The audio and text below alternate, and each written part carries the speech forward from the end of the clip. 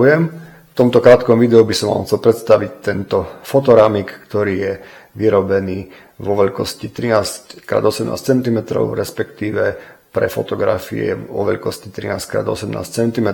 To vyhotovenie je také retro, kedy môže sa nám zdať, že ten fotoramik je starý, je na ňom pár zámerných poškodení, aby vyzeral staro, aby vyzeral dobovo. Je určený na postavenie, kedy ho postavíme pomocou tejto drevenej MDF nožičky. MDF materiál je použitý aj pri vyrobení tejto zadnej časti, ktorú vieme jednoducho odklopiť a vložiť fotografiu.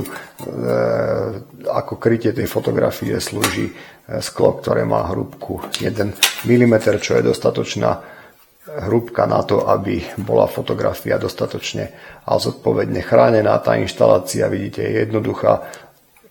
Zatvorím si tieto 4 západky a fotoramik je pripravený aj s fotografiou na použitie.